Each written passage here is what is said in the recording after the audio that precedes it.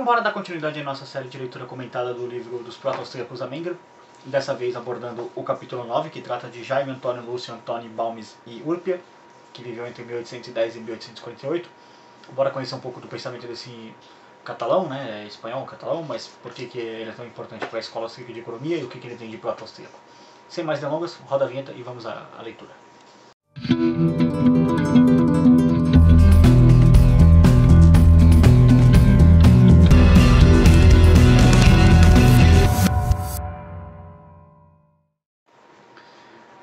E aí pessoal, beleza? Bem-vindos ao canal Libertário 013, o meu nome é Caio, para quem não viu na intro. Este é o canal de viés austro-libertário, eu falo sobre economia, filosofia, política e ética por essa perspectiva. Bom, o vídeo de hoje é para continuar a leitura comentada do livro dos proto-austríacos a Menger, abordando o capítulo 9. O motivo de eu estar com esse gorro de Papai Noel, bom, hoje é Natal, né? Pelo menos para vocês que estão vendo esse vídeo vai sair no dia do Natal. Para mim não é Natal, porque eu estou gravando isso antes, mas se você estiver vendo isso fora da data do Natal, feliz qualquer dia que for. Se você está vendo isso na véspera de Natal, né, no caso que vai sair no dia 24, Feliz Natal para vocês aí, que tenham um ótimo Natal aí para todo mundo aí da sua família, para todos os seus conhecidos, que seja uma boa data aí, que dê para comemorar bastante, coma bastante coisa, aproveite com a família, ou de repente você passa sozinho, enfim, da forma que você quiser. E também se você não comemora Natal, feliz dia 24 de dezembro, que você tenha também um bom dia aí, e dê tudo certo aí para você. Vamos fazer a leitura comentada do livro aí, do capítulo em questão. Esse capítulo não será muito longo, tá? Mas antes de entrar nele, aquelas questões de sempre, né, que eu sempre peço no começo do vídeo. Se você chegou até aqui e está acompanhando a série, se inscreva no canal, é muito importante. Se é seu primeiro vídeo no canal, eu peço para que você não fique aqui neste vídeo específico, já que se trata do capítulo 9, esse livro tem 12 capítulos, então basicamente já está chegando no final dele. Eu recomendo que você vá aqui na descrição, só clicar aqui no link da descrição aí, para poder acessar a descrição do vídeo, e procure pelo link para a playlist do canal, a playlist da leitura comentada, porque assim é mais fácil para você acompanhar a série e tudo mais, pegar todos os pormenores da leitura comentada.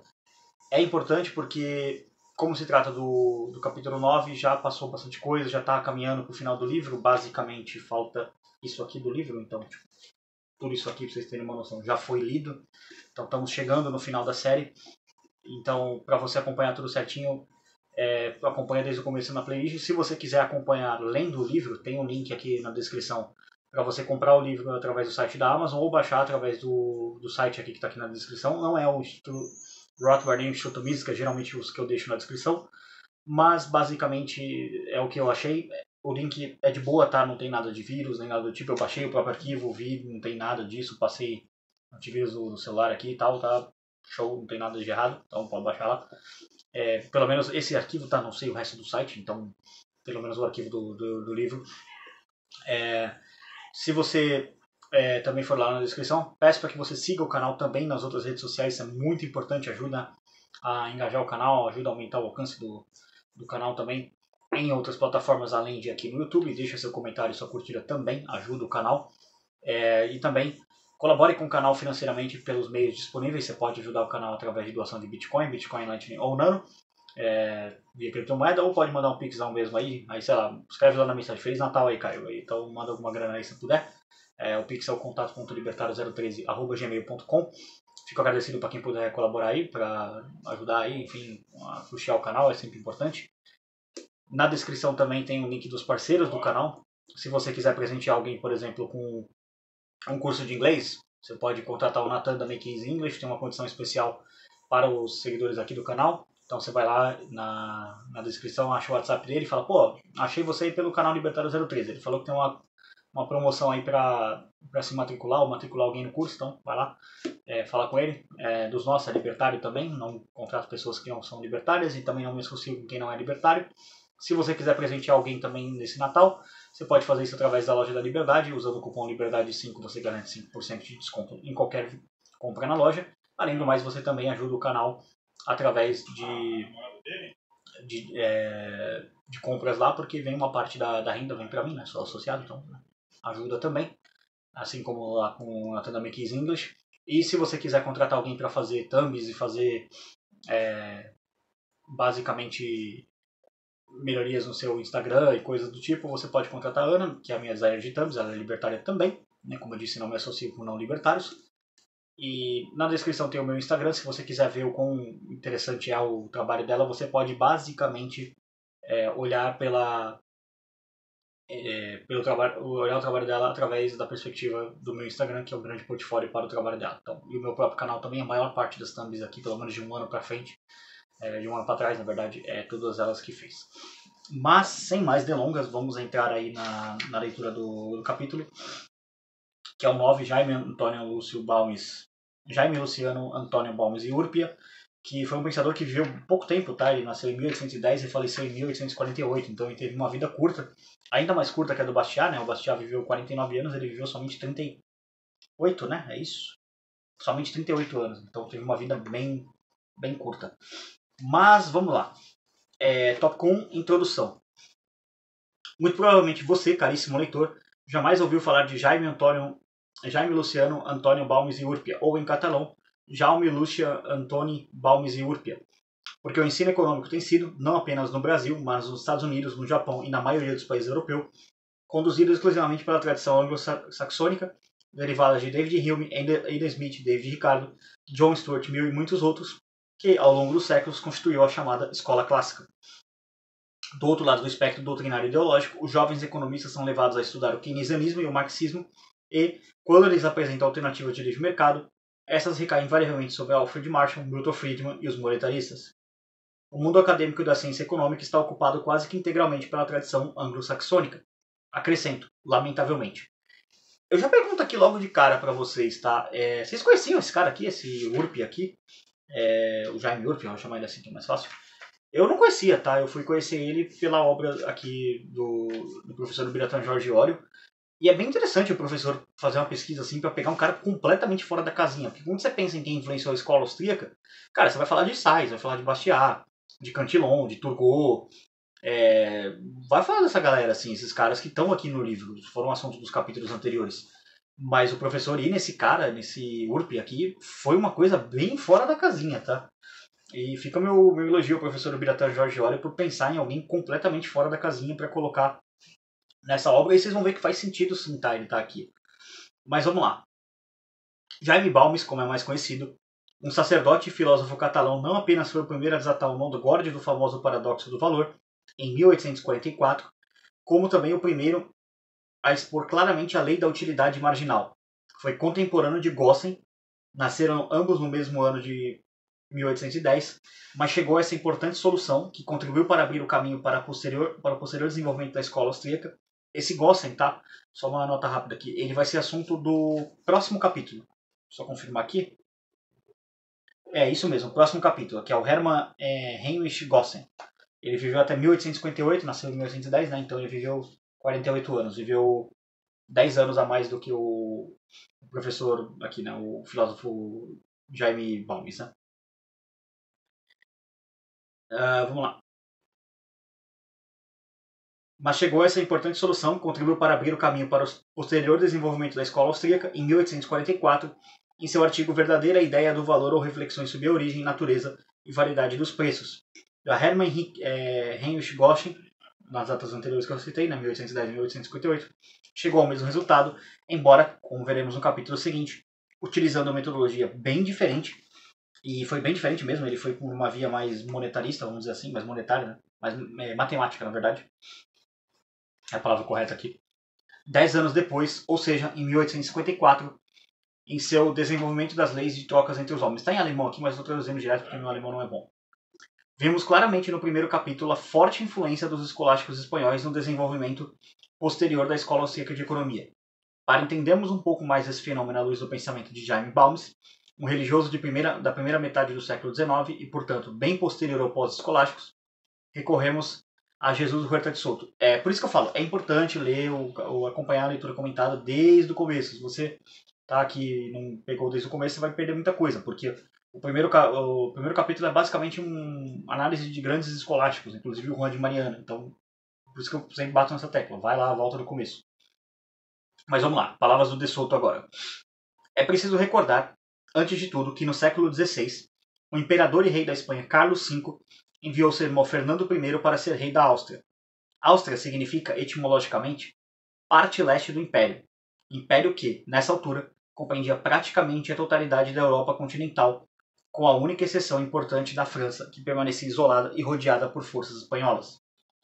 É assim fácil compreender a origem da influência intelectual dos escolásticos espanhóis sobre a escola austríaca, e que não foi uma simples coincidência ou um mero capricho da história, mas que foi o produto de íntimas relações históricas, políticas e culturais que se desenvolveram entre a Espanha e a Áustria a partir do século XVI. Essas relações perduraram durante vários séculos e nelas também teve papel importantíssimo a Itália, como uma espécie de ponte cultural através da qual se comunicavam as relações intelectuais entre os extremos do Império, Espanha e Áustria. Por tudo isso, segundo De Soto, existem importantes argumentos para defender a tese de que, pelo menos nas suas origens, a escola austríaca é, em última instância, uma escola de tradição espanhola ou, mais largamente, ibérica. Não foi por acaso, também como se pôde depreender disso, que Bandini, Galliani e Delfico, todos italianos, também estão com justiça relacionados entre os proto-austríacos. Bandini, Galliano e Delfico são pensadores que estão nesse livro, por isso que eu bato nessa tecla de novo. Volta no começo. Você está acompanhando desse vídeo, é recomendável que você volte lá no começo. Pode continuar aqui se você quiser, mas é recomendável. Não é de se espantar que o primeiro pensador a descobrir o principal argumento sobre o qual Menger viria a erigir 27 anos depois, quando da publicação de seus Princípios, a escola austríaca tivesse sido um filósofo espanhol. E que, quando comparada à escola clássica anglo-saxônica, a escola austríaca seja infinitamente superior em termos de cultura geral, abrangendo a filosofia, o direito, a economia e o humanismo em geral. Está no sangue. Bom, vamos ao segundo tópico aqui. A biografia de Balmes. Então, vou falar um pouco mais sobre a vida dele, né? Jaime Luciano Antônio Balmes e Urpia nasceu em Barcelona em 1810. Filósofo, teólogo, apologista, sociólogo e político, foi uma das personalidades mais interessantes da Espanha na primeira metade do século XIX. Embora familiarizado com a doutrina de Tomás de Aquino e, portanto, guardando o traço do pensamento do Aquinati, foi um filósofo original sem pertencer a nenhuma escola específica. É um dos mais populares no país catalão, onde em quase todas as cidades há uma rua que leva o seu nome, mas suas obras e as contribuições são mais conhecidas agora do que durante o seu tempo. Balmes começou seus estudos em 1817, portanto aos 7 anos, no seminário de Vic. Seguindo os costumes da formação tradicional da época, cursou 3 anos de gramática latina, 3 de retórica e 3 de filosofia. Olha a diferença da escola como era antigamente para como é hoje. Hoje é simplesmente para transformar você num idiota. Na época você estudava 3 anos de gramática, 3 anos de retórica e 3 de filosofia. Gramática latina, né, no caso. Meu Deus do céu, como o Estado destruiu a educação. Mas enfim. Em 1825, portanto aos 15 anos, em Solsona recebeu a tonsura de bispo daquela cidade. A tonsura do bispo daquela cidade, Dom Manuel Benito Taberneiro. Entre 1825 e 26, ou seja, entre os 15 e 16 anos, aprofundou seus estudos fazendo cursos de teologia, também no seminário de Vic. Logo a seguir, ganhou uma bolsa de estudos, o que lhe permitiu assistir a mais 4 cursos em teologia no Colégio de São Carlos, na Universidade de Cervera. Por 2 anos, devido a um fechamento temporário da Universidade de Cervera, Balmes continuou estudando por conta própria em Vic. Em 8 de junho de 1833, portanto aos 23 anos de idade, recebeu seu diploma em teologia em setembro de 1834, aos 24 anos de idade aproximadamente, né? Na capela do Palácio Episcopal de Vic, Balmes foi ordenado sacerdote pelo bispo Dom Pablo de Jesus Corcuera. Continuou seus estudos em teologia e cânones novamente na Universidade de Cervera, já então reaberta. Finalmente, em 1835, ou seja, aos 25 anos, recebeu o grau de doutor em teologia e bacharel em cânones. Em 1837, com 27 anos, o Conselho Comum nomeou professor de matemática, cargo que ocupou por 4 anos.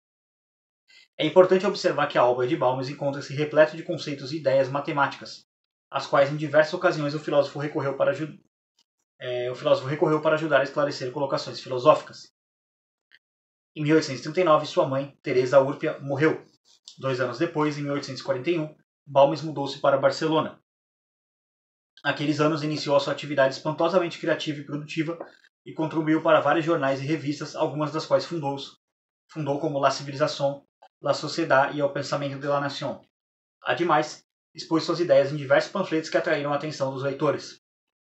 A partir de 1841, seu gênio criativo explodiu e manifestou-se extremamente prolífico, tanto em seus escritos como em sua personalidade, o que o levou a ser admirado em toda a Europa não anglo-saxônica. A envergadura de sua produção fez com que Balmes fosse um autor muito discutido e difundido no ambiente intelectual do século XIX, e sua fama levou várias de suas obras a serem quase imediatamente traduzidas e publicadas em línguas como francês, alemão e inglês. Em 7 de setembro de 1844, escreveu e publicou um texto chamado Verdadeira Ideia do Valor, ou Reflexões sobre a Origem, Natureza e a Variedade dos Preços. Trata-se de uma obra de valor inestimável para os que se interessam pela evolução do pensamento econômico em geral e pelas minúcias da escola austríaca em particular, dado que foi nesse trabalho que o autor resolveu o paradoxo do valor. Depois de séculos de debate, controvérsias e respostas insatisfatórias ou parcialmente satisfatórias. O que Balmes fez, resumidamente, foi apresentar de maneira clara a noção de utilidade marginal, respondendo assim de forma brilhante à questão: por que uma pedra preciosa, que é um bem de luxo, tem um valor maior do que um pedaço de pão, um bem essencial?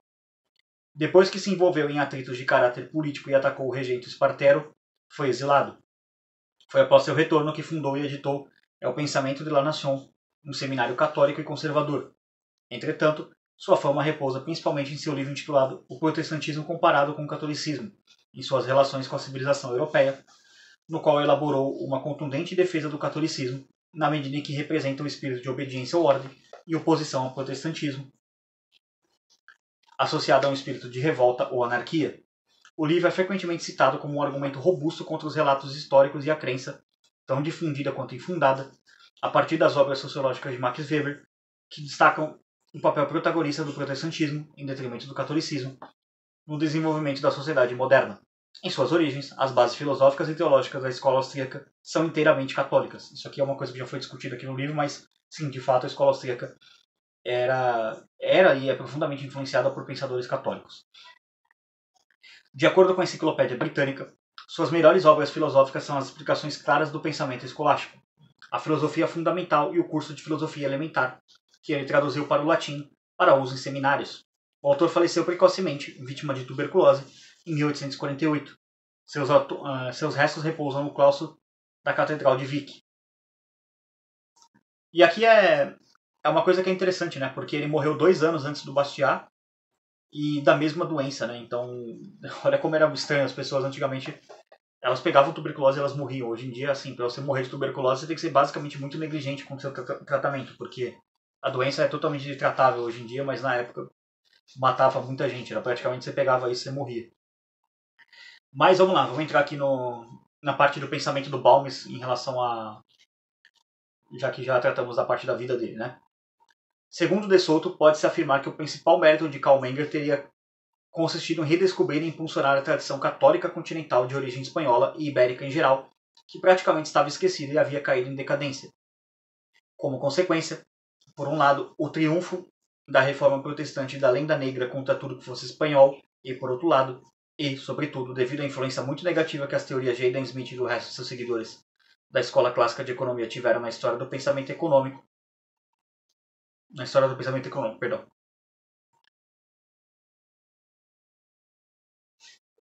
De fato, como indica Rothbard em seu livro sobre a história do pensamento econômico, Smith abandonou as contribuições anteriores dos pós-escolásticos, centradas na teoria subjetiva do valor, na função empresarial e no interesse, em explicar os preços que se verificam no mercado real, substituindo-as todas pela teoria do valor-trabalho, sobre a qual Karl Marx construiu no século seguinte, reforçado pelo endosso de Ricardo a essa teoria equivocada de Smith, como conclusão natural, toda a teoria socialista de exploração. Que ela está errada porque a teoria socialista de exploração é calcada na teoria do valor-trabalho, que é falsa. Além disso, prossegue De Soto, Adam Smith concentra-se preferencialmente na explicação do preço natural de equilíbrio de longo prazo. Palavras do De Soto aqui. Um modelo de equilíbrio em que a função empresarial prima pela sua ausência, no qual se supõe que toda a informação necessária já está disponível, pelo que virá depois a ser utilizado pelos teóricos neoclássicos do equilíbrio para criticar supostas falhas de mercado e para justificar o socialismo e a intervenção do Estado sobre a economia e a sociedade civil. Nada de austríaco, portanto. Então, pra vocês entenderem isso aqui, essa parte do equilíbrio e tudo mais. Quando esses caras vêm defender a intervenção do Estado na economia, eles alegam o seguinte: o mercado opera num equilíbrio perfeito, ou seja, você tem toda a informação disponível. O empreendedor sabe que ele está fazendo errado e ele está fazendo mesmo assim. Então, portanto, como o empreendedor é burro ou ele é canalha por agir errado, o Estado tem que intervir porque o Estado tem a informação perfeita e vai resolver o problema. Essa é basicamente a teoria de equilíbrio, essas coisas assim, maluquices que esse keynesiano retardado defende, só para vocês entenderem mais ou menos. Tá? É muito mais complexo que isso, mas de novo, eu estou simplificando aqui porque o assunto não é isso. Mas vamos lá.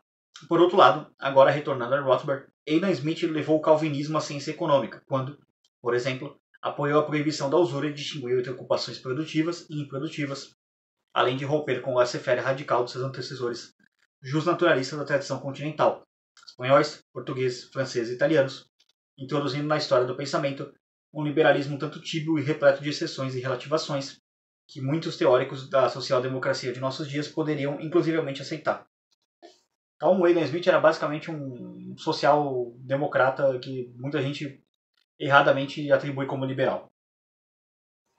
Porém, mesmo durante a longa decadência ibérica dos séculos XVIII e XIX, a tradição escolástica não desapareceu completamente, apesar do enorme complexo de inferioridade em relação à nova ciência proposta pelo universo intelectual anglo-saxônico típico daquela época. Uma prova cabal disso é que o outro autor espanhol, Balmes, de tradição católica, foi o primeiro a resolver o paradoxo do valor e a enunciar com toda clareza a lei da utilidade marginal, 10 anos antes de Gossen e 27 anos antes de Kalmenger publicar os seus princípios de economia política. A esse respeito, cabe descrever o que escreve de Soto. Assim, Balmes questiona-se: como é que uma pedra preciosa vale mais do que um pedaço de pão, do que um cômodo vestido, e talvez até do que uma saudável e grata vivenda? E responde: não é difícil explicá-lo. Sendo o valor de uma coisa a sua utilidade ou aptidão para satisfazer as nossas necessidades, quanto mais precisa para a satisfação delas, maior será o seu valor. Deve-se considerar também que se o número dos meios aumenta, diminui a necessidade de cada um deles em particular, porque podendo escolher entre muitos, nenhum é indispensável. Aqui está porque razão há uma dependência necessária entre o aumento e a diminuição do valor e a escassez e a abundância de uma coisa. Um pedaço de pão tem pouco valor, mas é porque tem relação necessária com a satisfação das nossas necessidades. Porque há muita abundância de pão, mas diminua a sua abundância e o seu valor rapidamente crescerá, até atingir um nível qualquer, fenômeno que se verifica em tempos de escassez e que se torna mais palpável em todos os gêneros durante as calamidades da guerra, uma praça acossada por um muito prolongado assédio. Dessa forma, Balmes foi capaz de fechar o círculo da tradição continental e deixá-lo preparado para que a mesma fosse completada, aperfeiçoada e impulsionada, poucas décadas depois, por Kalmenger e pelo resto de seus discípulos da Escola Austríaca de Economia. Mas Murray Rothbard não foi o único economista austríaco a mostrar as origens espanholas da escola austríaca. Antes, Hayek deu o mesmo parecer, especialmente depois de ter conhecido Bruno Leoni, 1913-1967, o grande estudioso e jurista italiano e autor de Liberdade e Lei. Leoni conheceu Hayek nos anos 50 e convenceu-o de que as raízes intelectuais do liberalismo econômico clássico eram europeias e católicas e que deveriam ser procuradas na Europa mediterrânea e não na Escócia.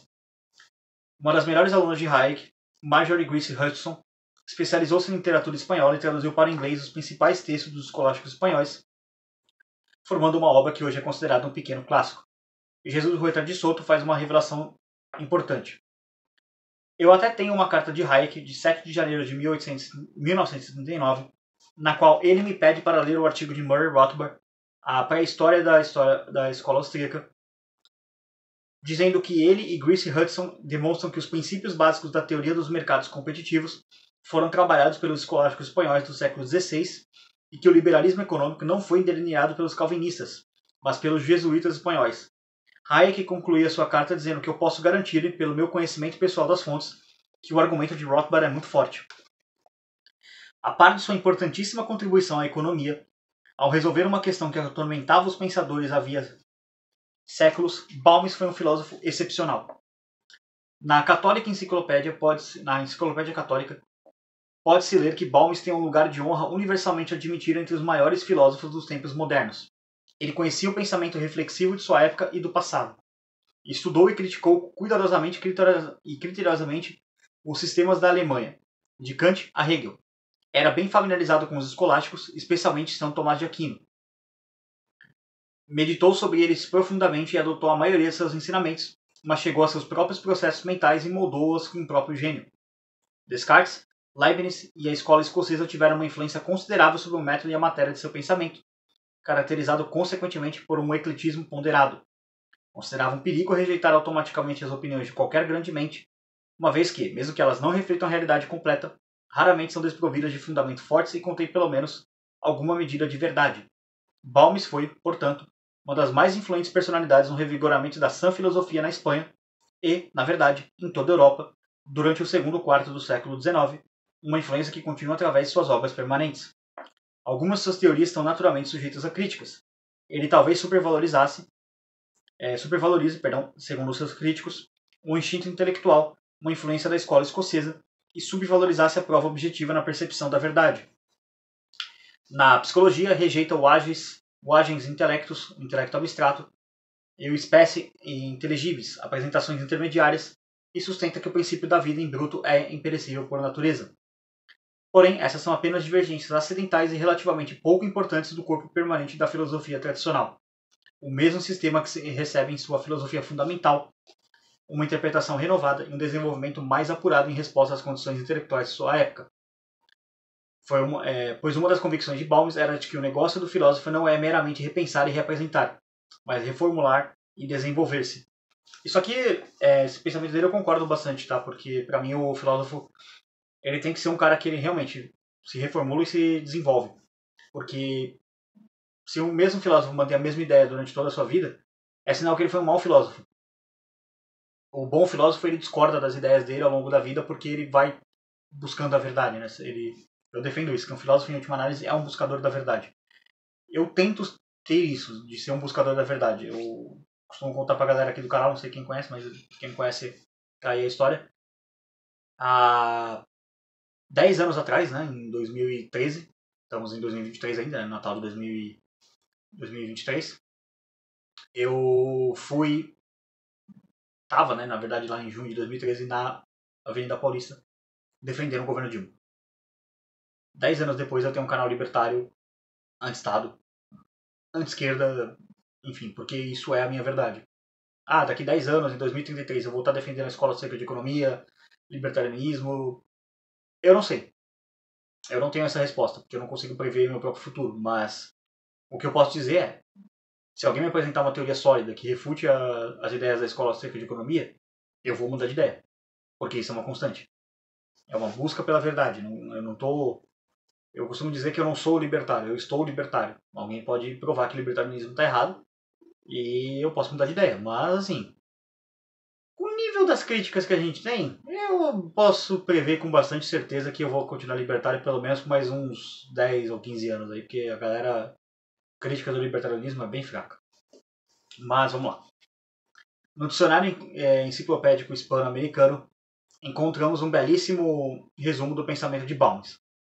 É digno de menção que ele escreveu tanto e com tal intensidade que realmente sua fecundidade é assombrosa e leva qualquer um a lhe perguntar como foi possível, na sua breve existência, de novo, ele viveu 38 anos, encontrar tempo não apenas para pensar muito e dar formas tão corretas para seus pensamentos, mas ainda transferir para o papel todas suas ideias. Escreveu ele sobre trigonometria, inúmeros artigos sobre política, religião, economia e em questões do dia publicado em muitos jornais, independente de seu relatório sobre o celibato do clero, que foi como a fundação de sua reputação. De todas essas obras, o critério e o protestantismo foram as que efetivamente ajudaram a propagar e espalhar a fama do filósofo catalão no exterior.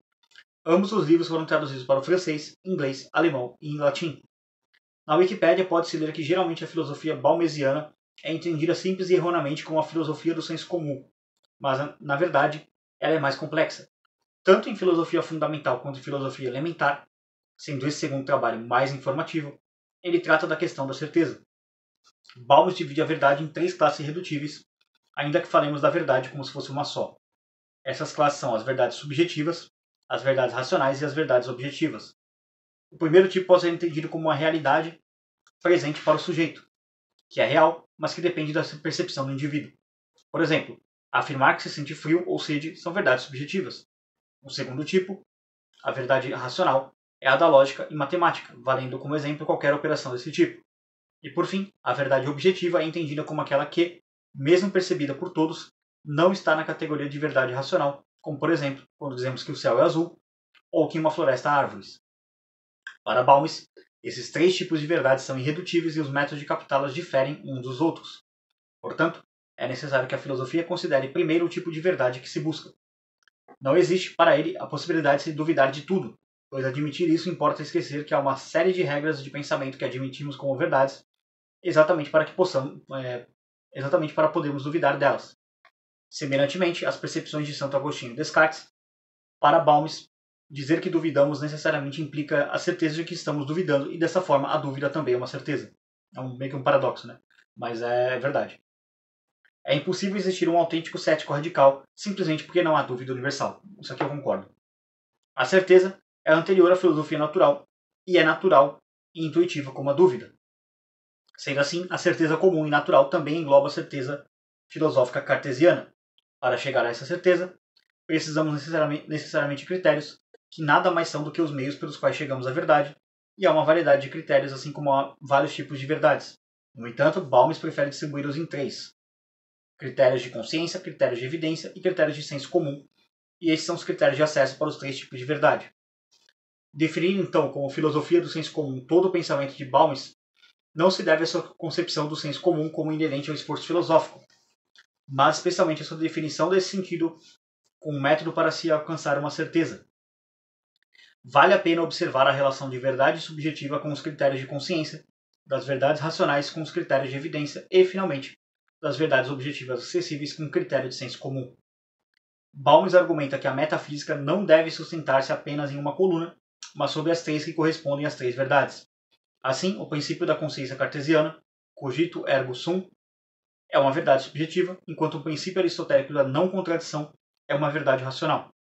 Finalmente, o bom senso, o instinto intelectual nos apresenta a chamada verdade objetiva. É impossível encontrar uma verdade comum aos três princípios. Dessa forma, Balmes nega a exclusividade das teorias dos filósofos. A filosofia é a plenitude do conhecimento natural e está enraizada ao ser homem. Dizer, por exemplo, que o cogito é a fundamentação da verdade da filosofia não é por si só uma concepção errada, pois isso é o que ele diz, mas falso que nega, já que além do cogito existem outras possibilidades de fundamentação. Balmes não reduz essa ideia apenas no campo da filosofia, mas a estende para o pensamento humano em geral. Sendo assim, a tese fundamental de Balmes é que não existe uma fórmula que possa ser retirada do universo, tem uma verdade a partir da qual surgem todas as outras. Aí, tópico 4, que é o penúltimo aqui do capítulo. Como eu disse, o capítulo é curtinho. Balmes como proto-austríaco. Alex Chaffuen, escrevendo sobre Balmes, nos dá algumas características que nos permitem, sem qualquer margem para dúvidas, afirmar que foi um proto-austríaco genuíno. A. Balmes escreveu diversos artigos e ensaios sobre temas relevantes para a liberdade, publicados nas coleções de seus estudos sociais e originalmente publicados nos Quadernos de la Sociedade. 7 ensaios críticos sobre o socialismo, que abarcam desde a visão de Thomas More aos erros do sistema de Robert Owen. B. Como vimos anteriormente, foi o primeiro a encontrar, em 1844, a explicação correta para a ideia do valor e sobre a origem e natureza da variedade dos preços, antecipando em 10 anos a solução de Gossen em 27 a de Menger, Jevons e Walras. Contribuiu, portanto, decisivamente para o desenvolvimento da tradição austríaca, que se desenvolveu a partir do Principles de Menger. Dedicou cerca de 25 páginas do capítulo 18 até o capítulo 21 de seu curso de filosofia elemental aos temas de propriedade privada, do trabalho, dos tributos, da lei civil, da usura e outros relevantes para a escola austríaca. Assim, escreveu C1. Aqui palavras do Balmes, tá? Sobre sociedade e indivíduo. A sociedade é um ser moral, considerado em si mesma e com separação dos indivíduos. Não é mais do que um objeto abstrato e, por conseguinte, a perfeição que há de se buscar nela deve ter como último resultado os indivíduos que a compõem. Logo, a perfeição da sociedade é, em última análise, a perfeição do homem, e será tanto mais perfeita quanto mais contribua para o aperfeiçoamento dos indivíduos. C2. Sobre a função do Estado. O Estado tem duas funções: proteger e fomentar. A proteção é para evitar e reprimir o mal, o fomento para promover o bem. Antes de fomentar, deve proteger. Não se pode fazer o bem se não se começar por evitar o mal. esse último é mais fácil do que o primeiro, porque o mal, enquanto perturba a ordem de maneira violenta, tem caracteres fixos, inequívocos, que orientam a implantação do remédio. Ainda não está claro quais são os meios mais a propósito para multiplicar a população, ou seja, é um mistério o fomento da vida, mas não é a sua destruição violenta. O homicídio não origina mal entendidos. A produção e distribuição da riqueza é um objetivo econômico para o qual nem sempre se conheceram os meios, nem se os conhecem de todo agora. Mas a distribuição da riqueza é uma coisa palpável. Desde a origem da sociedade se castigou os incendiários. Os meios de adquirir uma propriedade imóvel podem estar sujeitos a dúvidas, mas não à desapropriação que o ladrão comete ao invadir uma casa. Bom, aqui a gente nota um erro no pensamento do Balmes, né, que ele coloca que o Estado ele tem o dever de duas funções, né, proteger e fomentar. A proteção é para evitar e reprimir o mal. Só que aqui é um erro dele, né, porque o Estado ele fomenta o mal e desincentiva a prática do bem. Porque na prática o Estado é o mal. O Estado é o maior mal que existe. Então o Balmes aqui ele comete esse erro de defender o Estado, como muita gente cometeu, mas assim, é um homem do seu tempo, né? Ele não tinha inventado libertarianismo, nada do tipo, mas não deixa de ser um erro no pensamento dele, que é acreditar nessa utopia maluca de que o Estado é alguém que vai proteger as pessoas do mal. Pelo contrário, o Estado pratica o mal em escalas colossais e nunca antes visto na história da humanidade. Mas vamos lá. D. Em um ensaio publicado em 1842 na revista La Civilisation, Balmes aponta as diferenças entre as ordens social, moral, política e religiosa. Recomenda buscar ou desenvolver dados fixos nos campos físico, moral e intelectual, estatísticas econômicas, dados fixos sobre as diferenças e a desigualdade, exportações, importações, etc. O mesmo no campo moral, mas adverte. Estes dados não podem servir ao legislador para intrometer-se onde não lhe corresponda, mas sim para agir em vista do estado social, conforme seja exigido pela utilidade e a conveniência pública. E, ainda, se é difícil medir questões morais, usando estatísticas de crimes, casamentos, divórcios, etc., é ainda mais difícil, mas também necessário, estudar quais são as ideias mais prevalentes em uma sociedade. Balmes dedicou 4 anos de sua curta vida apenas para estudar a Suma de São Tomás de Aquino, com comentários de Soares e Bellarmino. Suas ideias são muito semelhantes às destes, mas modernizadas.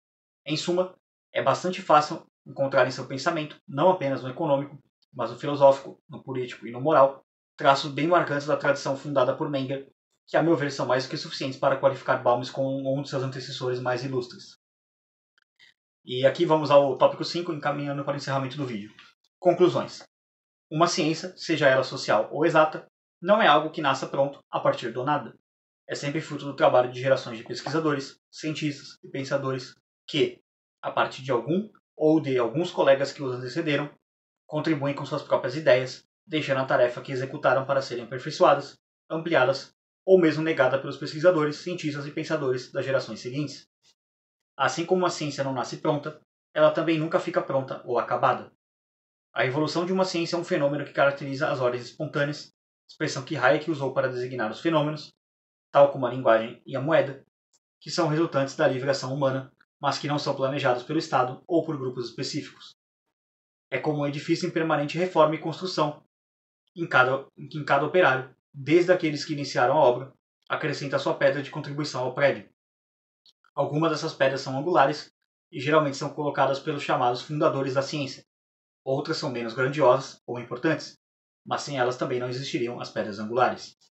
Na ciência econômica, o pesquisador a quem costuma atribuir a sua paternidade é Adam Smith, com a publicação, em 1786, de A Riqueza das Nações, obra que sem dúvida deu uma importante contribuição para erigir o edifício.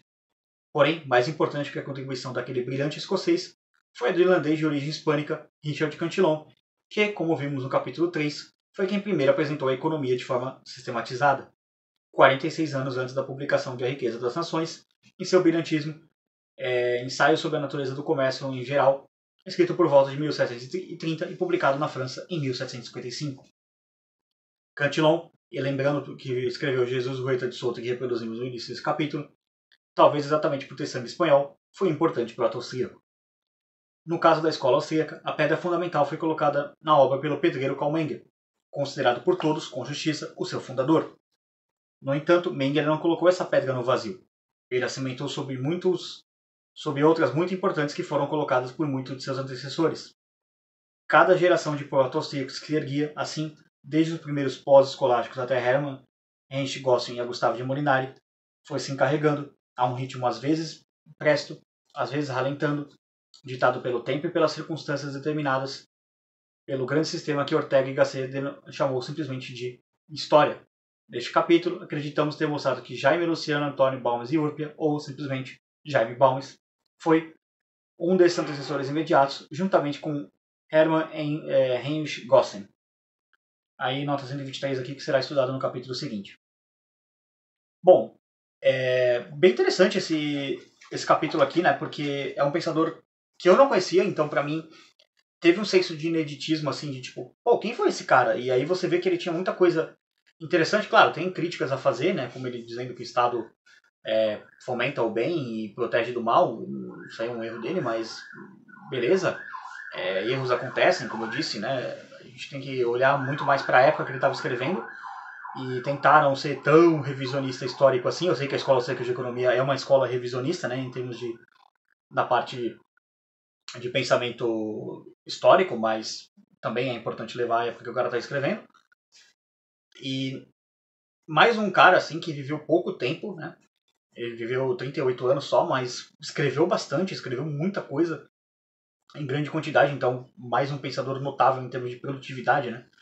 Era muito louco como as pessoas nessa época elas conseguiam realmente se dedicar à vida intelectual e a produzir coisas. Hoje em dia, de maneira privada, né? Sem envolvimento com o governo. Hoje em dia, você não consegue mais fazer isso. Praticamente, a vida acadêmica ela foi estatizada, então o que é bastante lamentável. Mas gostei assim desse capítulo, sim, dando um pouquinho da minha opinião, né?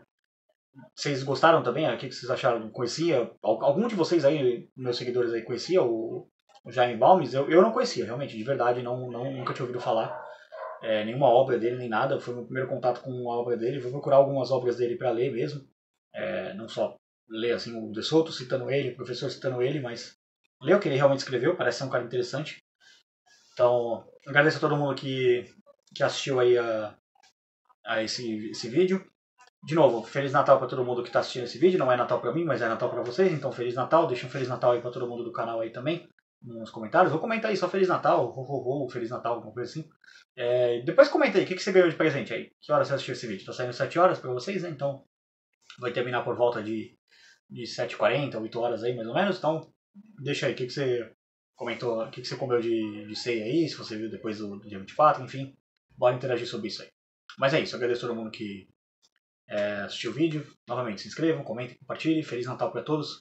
Por esse vídeo é isso. Tchau, tchau.